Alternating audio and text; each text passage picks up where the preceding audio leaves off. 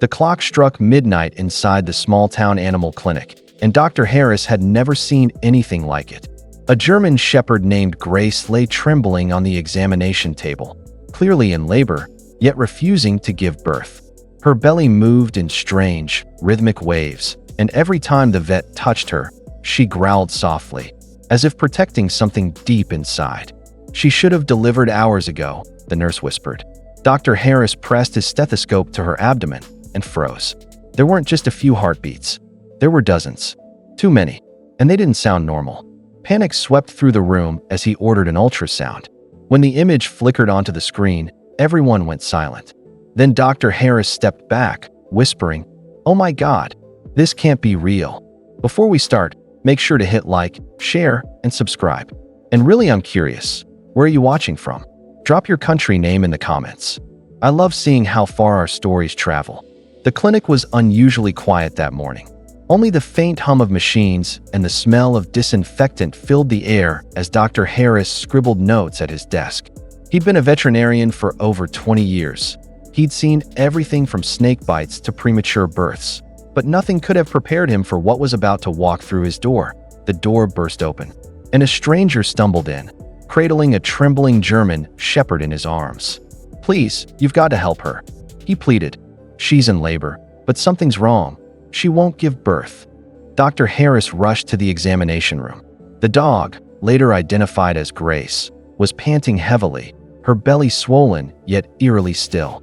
Normally, by this stage, contractions would have started, but Grace wasn't pushing. She wasn't even trying. She's resisting it, the vet muttered, placing his hand gently on her abdomen. Grace flinched, her eyes darting toward him, sharp, intelligent, almost human. "Easy, girl," he whispered. The man explained he'd found her wandering near an abandoned warehouse, desperate and alone. No owner, no collar, no records. Dr. Harris frowned. "Whatever happened to you?" he murmured. "You've been through more than just pregnancy." But what he didn't know was that Grace was hiding something no one could have imagined. Grace lay on the stainless steel table, her breathing shallow, eyes darting between the vet and the door as if searching for an escape. Dr. Harris moved carefully, placing his stethoscope against her swollen belly. What he heard made his heart skip. Instead of one or two steady thumps, he heard many, overlapping, fast, irregular. He adjusted the device, listening again. "This can't be right," he whispered. "Are the puppies okay?" The man asked, voice trembling. Dr. Harris didn't answer. He looked at the nurse. "Get the ultrasound. Now." Within moments, the machine hummed to life. As the gel spread across Grace's belly, she flinched but didn't resist. The image flickered onto the screen, and everyone in the room froze. The monitor showed not just a litter, but a mass of tiny heartbeats, dozens of them, pulsing in chaotic rhythm. "There are too many," the nurse breathed. "That's impossible." Dr. Harris leaned closer, squinting. Some of the shapes moved differently, slower, deliberate. "Wait," he murmured. "Those aren't all puppies." The room fell silent.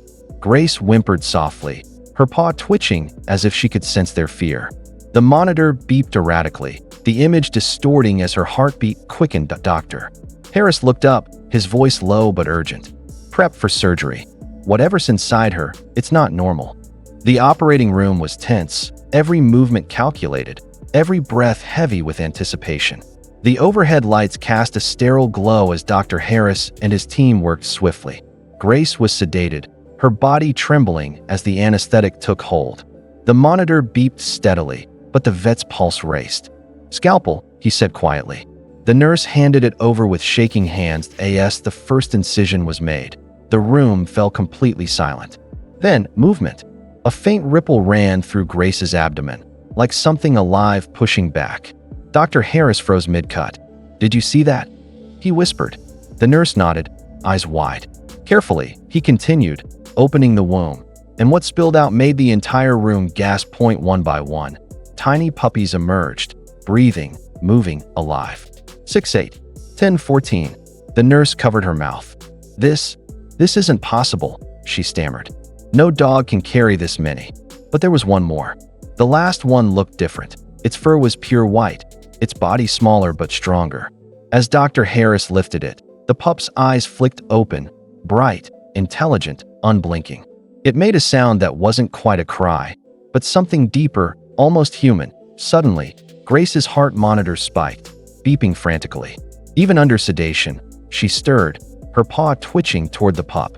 Dr. Harris stared, shaken. "This isn't science," he muttered. "This is something else." By morning, the clinic was still buzzing with disbelief. 14 healthy puppies filled the room with soft whimpers and tiny movements, but all eyes were on the 15th one. The small white puppy slept soundly beside its mother, chest rising and falling with a calm, steady rhythm. Even unconscious, Grace kept her paw resting protectively over it. Dr. Harris had seen hundreds of births in his career, but nothing like this. "Her vitals are stabilizing," said the nurse, adjusting the monitor. "But look at that pup's readings. They're off the charts." The puppy's heart rate was twice the normal rate for a newborn, strong, constant, and oddly synchronized with Grace's. Hours passed. Yet something extraordinary began to happen. The weaker puppies, those struggling to breathe, started crawling toward the white one as if drawn to it. Whenever they touched it, their breathing steadied, their tiny bodies relaxed. "It's healing them," the nurse whispered. Dr. Harris could hardly believe his own eyes. Over the next few days, Grace refused to let anyone separate the white puppy from the rest. She wouldn't eat, wouldn't sleep unless they were all together.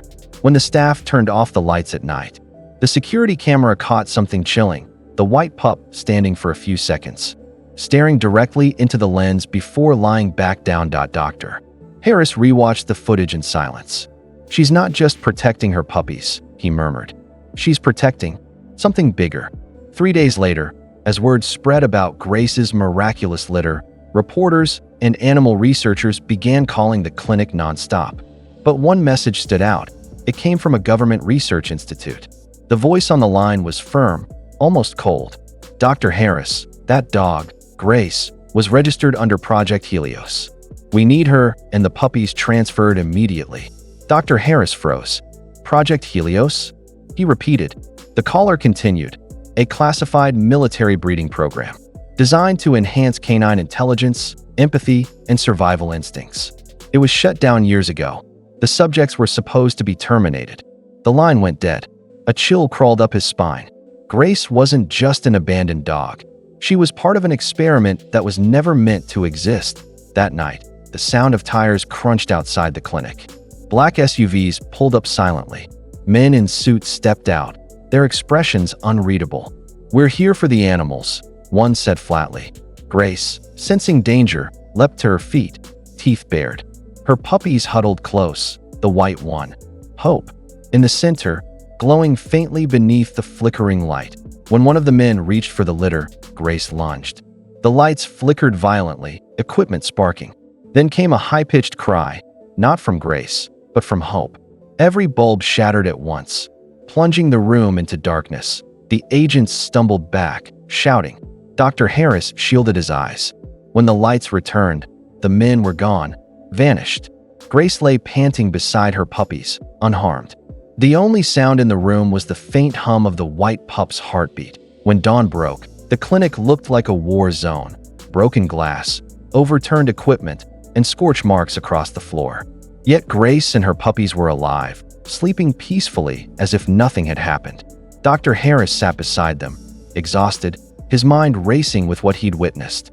The white puppy, Hope, stirred, opening her eyes again, those strange, intelligent eyes that seemed to look straight through him. Later that day, Dr. Harris packed the litter into his truck and drove away from town. He didn't tell anyone where he was going, only that he was taking them somewhere safe. Months passed, and rumors spread of a vet living deep in the countryside, raising a pack of dogs that behaved more like humans than animals. In his final report, Dr. Harris wrote, "Hope exhibits behavior far beyond ordinary instinct, recognition, empathy, and understanding. She learns faster than any creature I've known." Grace didn't refuse to give birth out of fear. She waited. She waited for the world to be ready. The story ends at sunset, Grace resting beneath a tree, her puppies playing in the grass.